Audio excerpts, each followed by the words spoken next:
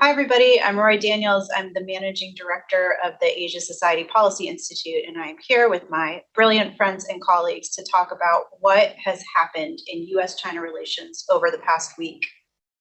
A week ago, we were expecting that U.S. Secretary of State Tony Blinken would be visiting Beijing at this very moment to discuss the way forward in U.S. China relations, but instead, due to the presence of a balloon that is purportedly a Chinese spy balloon traversing the continental United States. The visit has been postponed, the balloon has been shot down, and the prospects for US China relations are looking increasingly murky. So I have with me Susan Thornton from the Paul Tsai China Center at Yale Law School, Jessica Chen Weiss, who is a senior fellow with the Asia Society Policy Institute's Center for China Analysis, and Wendy Cutler, vice president of the Asia Society Policy Institute, to talk and unpack a little bit, what these events mean for the bilateral relationship moving forward. So Susan, I want to turn to you first. How much damage do you think has been done in the past week to US China relations? And do you think that there's political will on either side to repair it? Yeah, I mean, there's been a lot of attention on this balloon story, obviously, a lot of attention in the media and also in Congress on Capitol Hill. I think, a lot of the attention is obviously spurred by the fact that this balloon was publicly cited by a citizen in Montana and made the local newspaper there. And so that's the way it came out publicly. And then obviously kind of momentum built from there up to and including the shoot down and now the diving expedition to try to recover the balloon from the ocean off the coast of South Carolina. The Chinese response has been, I think, still pretty muted to all these events. Obviously, their expression of regret indicates a certain amount of wrongdoing on their part, self-admitted, and also probably embarrassment. There's been a lot of discussion in the U.S. about whether this gives us leverage. I think it's telling that Tony Blinken said he would postpone his visit, not cancel it. So I think there's still some room to kind of get things back on track, but obviously it's a heated moment in U.S. domestic politics that is going to take some time to sort of get through. Yeah, absolutely. Jessica, Susan mentioned the tone of the statements being relatively muted. But I think also what we're seeing with this balloon incident is the surfacing of a bunch of irritants in the U.S. China relationship. So how would you characterize the tone of, the public sentiment perhaps on this issue in the United States? Is there a path forward to move past the heated tone of our public conversation to address some of the broader goals in the relationship? Yeah, I think that the balloon incident has really sparked a huge wave of outcry here in the United States, the state level and the congressional level. And I think despite the fact that both leaders at the national level on both sides would like to, at some point move past this, I think it's going to make it harder for sure. I think it's noteworthy that the Pentagon statements, continue to be very measured about the balloon not necessarily posing any, greater intelligence risk than what is already being collected via low Earth orbit satellites. And that, there was always this concern about potential loss of life should it be shot down over land. So it's a very practical and measured approach, and then contrast that with the very incendiary language being used on Twitter, particularly, but a lot of people sort of coming out of the woodwork to criticize the Biden administration for its handling of the incident. And so I think against this domestic backdrop, at least here in the United States, I think, this thing is not over, even though, the threat has been literally down.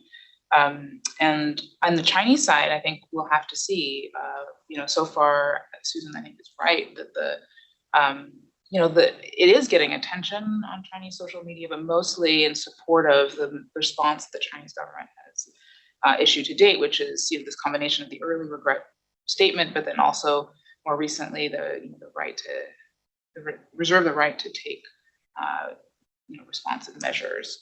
And so I think that does leave them a lot of leeway, but we'll have to see, just how much more they come in for. And one thing we know about, this leadership is that, they like to punch back. They're not interested in being humiliated. So I think we ought to be cautious in trying to extract too much from this, because I don't know that there's going to be a lot to give. Wendy, do you think we can be cautious? Is that the state that we're in right now in our domestic political environment? I mean, I think everybody recognizes that there are really high stakes in getting this relationship right, but there seems to be a real field of, prospects for how to do that. You sit in Washington. Tell us what you think. Yeah, so I've been struck by how quickly and how strongly the opposition to the Biden administration's approach on dealing with the balloon incident and the overall relationship has just developed, in the recent days due to this incident. To the extent there was any momentum from the Biden-Xi meeting in October, I think, this is definitely going to be a setback for that momentum.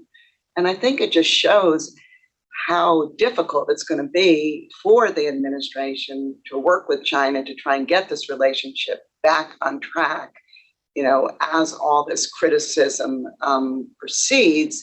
And as we enter the presidential campaign season, the pressure to be tough on China is just going to get louder and stronger. And so I'm a bit concerned about the ability to kind of get the relationship back to where it was after the Biden-Xi meeting. I think it's in a fragile state right now. Yeah, I would totally agree that it's in a fragile state and probably has been for a while, right? So this is a stress test of just how fragile the relationship is. But in fact, we've been there for some time. I'm wondering, one thing I've noticed about the range of opinions that have surfaced about the balloon is that they're mostly focused on people's assumptions about Chinese intentions. Like, what was the point of this? Was it deliberate? Was it planned, et cetera? Would you guys like to, say a few words about how you assess Chinese intentions in general? What are the kind of ways that we could probe Chinese intentions? Because I certainly don't think that we can sit here in the United States and have that conversation in the media, without it being connected to some serious scholarship on how China works. Well, I guess what I would say in terms of, intentions and how this all plays out in the U.S. public sphere is that there's a lot of guesswork, right, that's being attached to kind of everything related to China, and a lot of sort of hyperbole, I guess I would say. And, especially given that now everything is assessed through the lens of sort of Xi Jinping's consolidation of power after the 20th Party Congress, that, of course, everything that China does must have gone through Xi Jinping and must have been cleared and ordered by him for some specific purpose. And I think what, you hear in the conversation among China experts is a lot different than that. Because I think, people who study this relationship, and certainly people who have worked in government, know that there's all kinds of things going on between the US and China from both sides in a very sort of constant, steady state. And these things are sort of, not widely acknowledged in the public sphere, but are certainly germane if they get, brought out into the public and will inflame public sentiment. And so I think in this case, the Chinese saying it was a weather balloon was probably, I don't know, that's a common thing to say when you have some unidentified object flying. It's been done in the past by lots of countries. Was it smart in this case? I think probably not, because now, sort of with the fullness of time in retrospect, we're going to see that this thing will be unearthed and investigated, the various, aspects of it, and it'll probably be discovered that it's, for something else other than collecting weather information. But I think, the fact that the Chinese expressed regret is a very unusual move for them, and taking responsibility for it and saying it was due to force majeure, in other words, out of our control, was definitely an effort to try to save the Blinken visit. It didn't work, obviously, but it shows that they were trying to keep diplomacy on track. And I think it shows that there are disconnects in their system, just like there are disconnects in our system. And I certainly would advance the theory, although not proven by a long stretch, that this is some kind of activity that was ongoing by some part of the Chinese bureaucracy who thought that it was either their job to do this, or maybe there's more nefarious motives behind it. But I doubt very much whether it was well coordinated on the Chinese side, which leaves us an opening for sort of further work and further diplomacy, frankly. I mean, just in the days leading up to this, we were reading in the paper that Blinken was going to see Xi Jinping. So clearly China attached a lot of importance to that visit. And so it's hard to imagine, although we don't know how much coordination there was within the Chinese government. But yeah.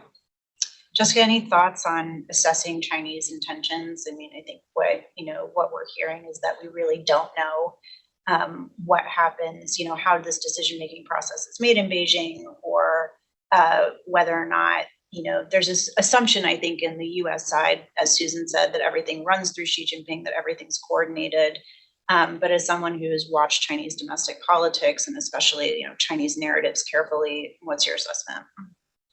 And I don't disagree with my colleagues here, but I think I just add that I think that Xi Jinping, is very concerned about catching up militarily to the United States, feels very insecure. I think the Chinese Communist Party feels pretty insecure in a world that has been dominated by the United States. And in their view, the United States is really will stop at nothing to try to kind of contain the space that they have to exercise influence, to not question the legitimacy of their regime. And so I think this effort to develop, my guess would be this effort to develop these balloons, which were presumably not just for meteorological purposes, it plays some role in their military modernization, their understanding that they may have to fight a war with the United States. And so you've got that running on one track, even as I think you also have a desire for greater stability, certainly in the near term, with the United States, recognizing that China faces all these domestic headwinds. And so that I think would be like, I think that sort of the long-term intention here is really to, create some more safe space for the Chinese Communist Party to continue to rule. We may not like that, but nonetheless, I think that's what's sort of behind all of this. But that doesn't mean that we can't necessarily get to a place where the likelihood of some incident like this, but on a much more dangerous scale, really causes the relationship to kind of veer off the tracks. I think that the incident, if anything, highlights, as you said, I think it's almost like a Rorschach test of like what you think, because we know so little, right? I mean, obviously people inside the government may know more, but the public, so little, and yet there's this rush to jump to various conclusions that then make it much harder to kind of find a practical way to move back to their longer term strategic objective of stabilizing this relationship so that we can tackle our domestic and global priorities. Yeah, I think that's a really important point to underscore, is that these things are moving on two tracks. You can have the aftermath of the Xi-Biden meeting, which showed a real new tone from China in terms of what it wanted to do with the United States bilaterally, but also on global priorities. But at the same time, China's not going to be giving up its military modernization in order to, as a gift to the United States in return for some sort of diplomacy or dialogue. But to me, that signals that incidents like this are going to become more common, not less. So I want to get to other priorities in the relationship in a minute. If I could just add, the Sure. ironic thing about all of this is that part of the objective of the Blinken trip was to set guardrails. And if you think of an incident where we need guardrails, this is it. And the other thing it did is it pointed out the dramatic problems in communication between the US and China. And it's interesting because you hear a lot of times in the Washington, D.C. conversation about, people just think that, having dialogue and having communication is the answer, but we never get anything out of it. I mean, actually, like, having these channels available is part of the problem. And I think from everything we've learned about this incident, part of the problem was that there were not communication channels available for several days at least while this was all unfolding. And the longer you wait to, have clear communication and signaling about something in the current information environment, the more difficult it's going to be to manage that, I think. Yeah, I mean, definitely channels of communication are good. What about the value of relationships? Yeah, I mean, I think that's the other part of it is that, because the two systems and two bureaucracies are so different, because we've had COVID for 3 years and we haven't had a chance to actually see each other face to face, all of the relationships that would have existed previously in between the two governments have atrophied considerably, I would say. And so that is something that in this particular relationship, and I mean, sometimes it's easier with like allies that have similar setups in their government. You don't necessarily need to keep up all the time with your counterpart. But between the US and China, I would say it is quite important to have a personal relationship that you can sort of lean on in these difficult kind of communication situations. Yeah, I'm probably already facing, a bit of a difficult time having those relationships with a completely new Chinese leadership in place, notwithstanding some of the kind of standards in the foreign ministry that are well known in Washington.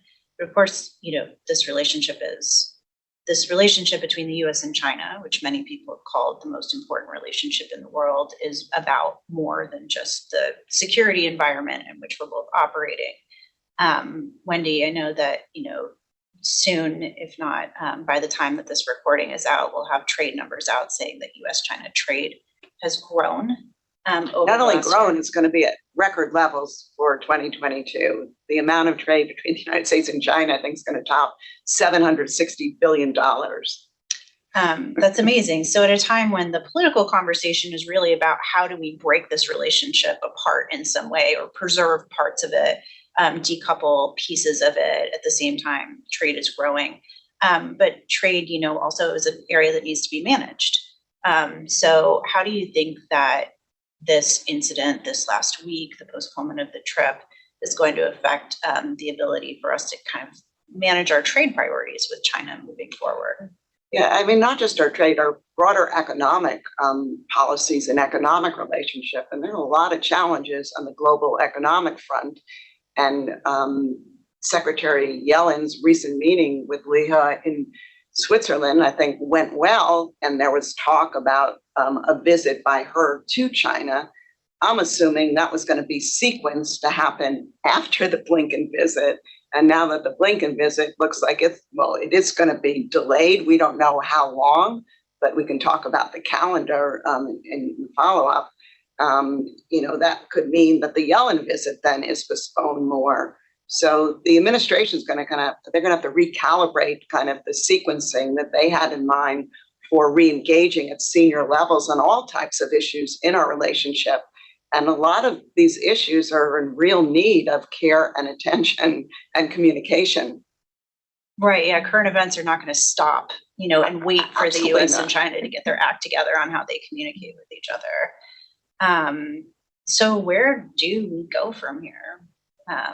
What is the next step? We've got, a conversation about strategic guardrails that couldn't take place because there was an incident where the guardrails would have been useful, but we didn't have them.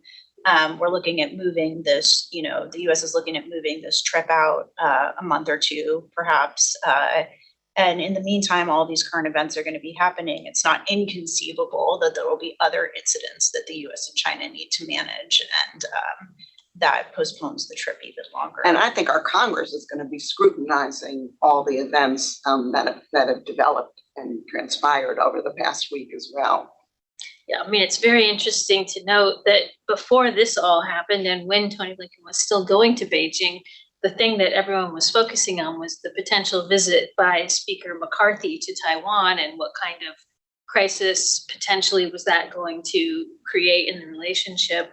I mean, now we've got two crises potentially to deal with in the relationship. And It's also interesting to note, the US was very critical always of China canceling meetings because of difficulties in the relationship. And this used to always happen in the mill to mill, military to military channel. And now sort of we've gotten the shoe on the other foot where it's very difficult for the US to even have a meeting with, the second largest economy in the world and the biggest country in the world and the other, major power that's going to be very influential in sort of future governance of the world system. We can't even meet. I mean, it's one thing not to meet with North Korea, but it's another thing quite to not have diplomatic meetings with the Chinese.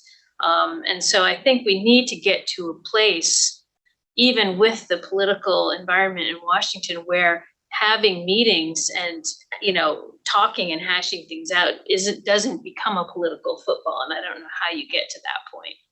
Yeah, it's funny that you mentioned North Korea, because as you were talking about timing, it reminded me of all of the times the US and DPRK have tried to meet officially, unofficially. And it's always, for one side, the timing is right and the other it's not. And then vice versa. One side is then ready to meet and the other side decides the timing is bad, which is really about, the leverage that both sides feel that they need to have going into a meeting. Do you see similar dynamics like that developing now in US China relations? Well, I mean, it is interesting the extent to which domestic politics is impinging on our ability to manage foreign policy, with a view toward, serving US interests and serving global interests. And, it makes things more unpredictable, certainly. And as Wendy mentioned, we have the presidential campaign coming up, which will make, inject another degree of uncertainty into the conversation. But I do, think that we need to, if, as the US, I think, envisions its role in the world as the sort of leader of the international system, not just as the, sort of bringing benefits to the American people and managing domestic politics, we've got to find a way to have mature diplomacy with China. And I'm optimistic that we'll find our way there eventually. I don't know how much we're going to have to go through to get there. Right. Jessica, what are you watching, looking up into the next several weeks? What do you think is most important for people to be considering or thinking about as they're watching the cycle of news roll forward? I think one potentially silver lining that might emerge from the hysteria over the balloon incident is a sort of are we for real? This is how we conduct ourselves. It's like aiming guns at a balloon in the sky. I don't know that will be nearly enough to kind of inject a little bit more reason into our collective discussion of China. But at least there are glimmers of the recognition that this is an unserious way to deal with really serious challenges. And, I couldn't agree more that we need to get beyond the symbolism of meeting, whether it happens or doesn't happen, to the substance of what we talk about, which is how are we going to manage the real differences between us? Yeah, I mean, one of which is obviously how, cross Taiwan Strait policy will develop in the coming months and years. We're headed into an election cycle in the United States, although we're pretty far off, I hope. I mean, it's a year and a half away. So maybe a year where until it's really heating up. But Taiwan is heading into an election cycle right now. Does anybody care to comment on cross-Taiwan Strait relations over the sensitive and fragile period in U.S. China relations? Beyond a McCarthy visit, what do some of the trends portend for how cross-strait relations will affect U.S. China, or how U.S. China relations will affect cross-strait developments? I'm deeply worried, Rory. I mean, even putting the balloon, even if we somehow put behind us this whole balloon incident, I think that the trends on Taiwan of not wanting anything to do with mainland China, of Tsai Ing-wen, the current president, being term limited, and her likely, or one of her potential successor, not having as kind of solid a reputation for being more moderate within the DPP. I think combined with our elections means that there's going to likely be a lot of incendiary rhetoric that not just kind of tiptoes up to where China might be like, stop, but go well over it and say, we need to recognize Taiwan as an independent country. And it's just like, this is a recipe for disaster, which is pretty incredible given that you also at the same time have a debate about whether we should be cutting the US military budget. I mean, even so, it's like, these things do not add up. Like, if you want a war, you don't want a war. But this kind of like, there's going to be a war and they're not doing anything to stop it. But in fact, this is not a criticism of the administration. This is certainly responsible members of Congress or other commentators and politicians, are just, I think, again, being unserious about the potential consequences of the things they're proposing. Yes,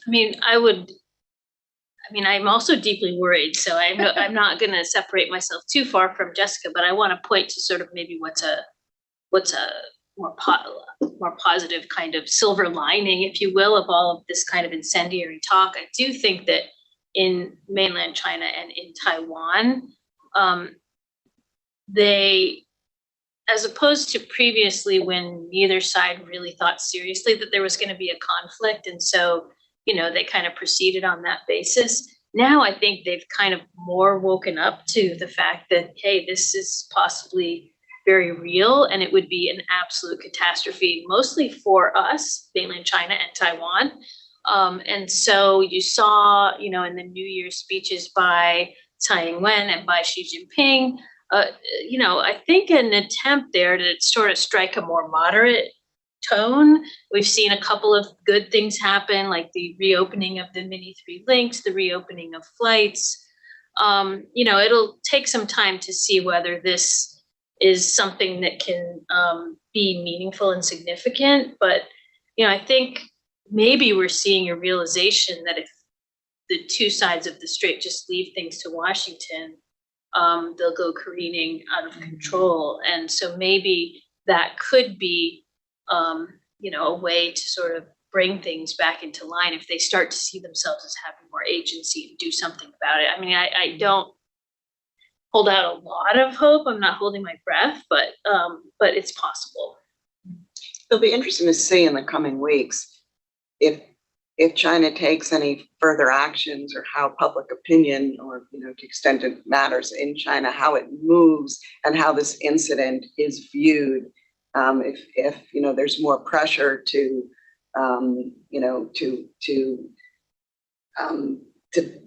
more hostilely respond to the United States, either with words or certain actions. But I thought it was interesting, China, in its response, it said something like, we reserve the right to kind of take actions in the future, which I interpret to mean like they don't plan to do anything now, but they wanted to make a point. But if pressure builds there, who knows? And that's something we're going to have to watch in the next few weeks. And also, I think in the United States, we're going to have to watch what happens, particularly on the congressional front.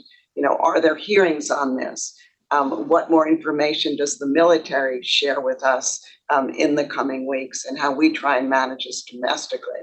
So I think the next few weeks, we're going to just have to take the temperature in both countries, and hopefully things will die down.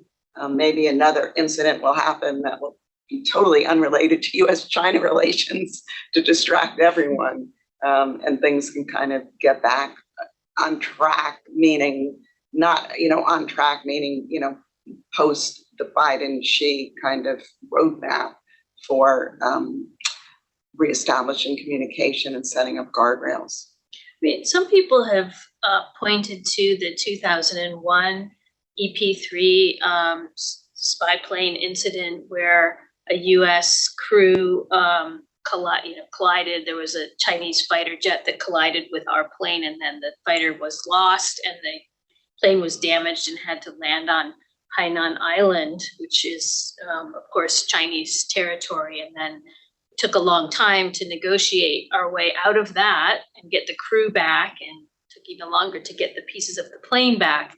But it is worth noting that that incident did have the effect of sort of bringing people up short on, how serious this could have been, that it would be important to be able to handle these issues diplomatically in a professional way. And it also, I mean, I think you could even say, had the effect of sort of turning the U.S. China relationship a little bit. At that point in time, there was a move afoot to sort of in U.S. policy toward China, move things in a much more tough and competitive direction. And this incident did have the effect of sort of recalibrating some of that.